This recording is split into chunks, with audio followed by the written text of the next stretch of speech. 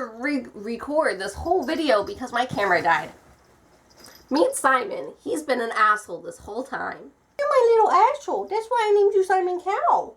Yes. Yes, I love. Guys, it's Nina, and today I'm here with my July wrap-up. No, you can't drink coffee. You're already crazy enough. In the month of July, I read 6 novels and 5 graphic novels, so let's just get into it. First, I have Feed by N.T. Anderson. Ugh. Okay, so as you see, I DNF'd this. I didn't finish it. I read, 104 pages, and then I just gave up. I didn't like it. I wasn't interested. I didn't like the way they talked in this book and the way it was written. If you fucking jump from there, I'm gonna beat your ass. If you attack my head, that's what's gonna happen, sir. I have boxes stacked all over the place because I'm moving, and he likes to climb on them and attack things. Okay, so anyway, the premise of this book really is humans have computers in their heads. They have knowledge at the top of their fingertips. And, I was bored. They get, like, hacked, I guess. Like, their computers and their brain gets hacked, so they have to be hospitalized or something. And I didn't like it. That's all. Moving on, I have Crank and Glass by Ellen Hopkins. These look like chunky-ass books, but she writes all of her books in verse, so they're actually not, like, long. So I definitely suggest you give these a chance. It's a series. I think there's one more that I haven't read from her in this series. Stop. You're making me nervous. You're gonna go attack those blinds. I know you. This is about a girl who becomes a meth addict, and she gets raped, she has a baby, and she can't really take care of her baby or her other responsibilities because she's addicted to meth, and that's really all that matters in her head. It's not that she doesn't care, it's just she can't quit. And it really gives you an insight to what it's like to be an addict, and I thought it was crazy. I mean, I can't speak to representation because I'm not an addict. I've never taken drugs, so I don't know how it is, but this is how I would imagine it, and it gives me a better understanding. Like, families are just like, quit it, don't you see what you're doing to your life, you know? Like, that's how you think when you're not an addict, but, like, they can't stop. And it's really sad and heartbreaking, and she goes through so many guys that she thinks she's in love with, but are really just bad for her, and she can't make the right decisions because of her addiction, and it just affects and rules her entire life, and it's depressing, it's sad, but it really shows you how that kind of lifestyle is like, and it's crazy. Next is Not If I Save You First by Ally Carter. So this is, I don't know how to explain it, like, friends reunite, and the boy, his father is the president, so they have, like, a lot of Russian threats against them, I guess. And so this Russian tries to abduct him, but the girl saves him, and she's, like, this smart-ass little punk, and she's brave, and she's crazy, and she's awesome, and she kicks ass. I honestly didn't like this story that much, though. I don't know why. It just wasn't enough for me, and yeah, so, Russian kidnappers, best friend, and, you know, that's shit. That's what that. And then I have my favorite read of the month called Mind Games by Kiersten White.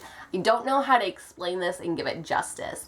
This is about psychics. There's a school that kind of uses their school as like a blind. It's not really like a school. So there's 2 sisters. Sister number 1 is a psychic, and she's blind. And sister number 2 seems to be just like a normal girl, and she, like, protects her sister, and she refuses to let her sister go to the school without her. So they both get accepted into the school, and we find out sister number 2 has certain powers too. Not really psychic powers, though. She has really fast reflexes and always makes, like, the right choice, I suppose. But This shows strong sister bonds. It's crazy. It's adventurous. My cat is going fucking nuts. I know what it's like to be a mother now. It's a crazy roller coaster of emotions and shit happens, and I don't know how to explain it. If he jumps, don't you fucking dare. You come, get your ass down. Yeah. Yeah, that's right. You turn around, sir.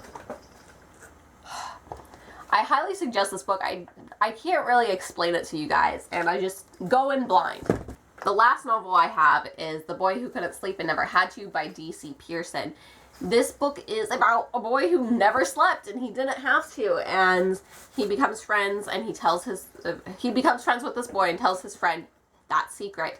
And that secret ends up getting leaked, and this government people try to take him away because they want to like do experiments with him or whatever or whatnot. I didn't really enjoy this book.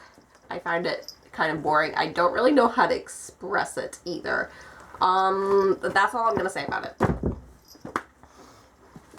I'm trying to go through this video fast because my cat's going crazy and I'm worried he's gonna like break my camera, so sorry about this.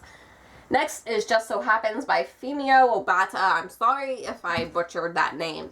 This deals with a girl who lives in America, but she is from Japan.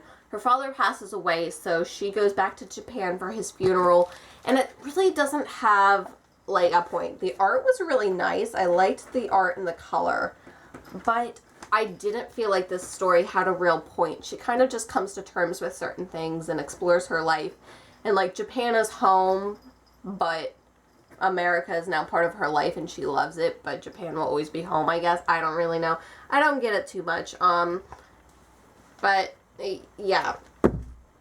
Next is Jesse Elliott is a Big Chicken. This is a middle grade novel, but I loved it so much. I think this was the favorite graphic novel I've read this month. So the art, first of all, was amazing. This kind of just goes through her thoughts about becoming a middle schooler and her dealing with friendship and all this other stuff and her thoughts about everything. And I thought it was hilarious and it was great and like so relatable. Then I have Friends with Boys by, I don't see a name, Faith Erin Hicks. So this deals with a girl and her brothers and then her two best friends who are outcasts. She ends up seeing a ghost and stuff, and you know, honestly, I don't even know how to explain this book.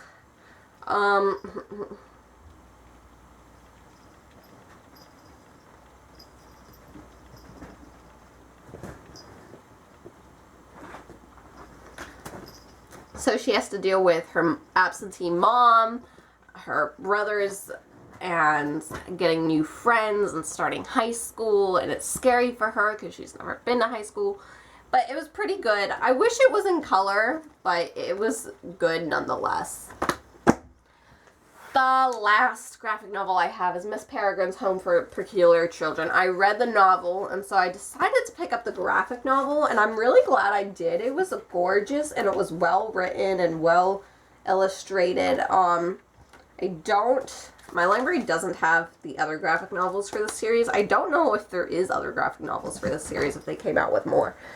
But it was really beautiful. If you don't know what Miss Peregrine's Peculiar Home for...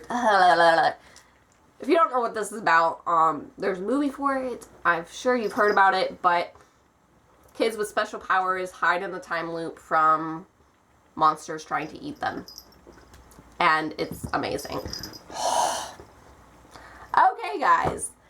That is all we have for you today. I hope you have a wonderful day.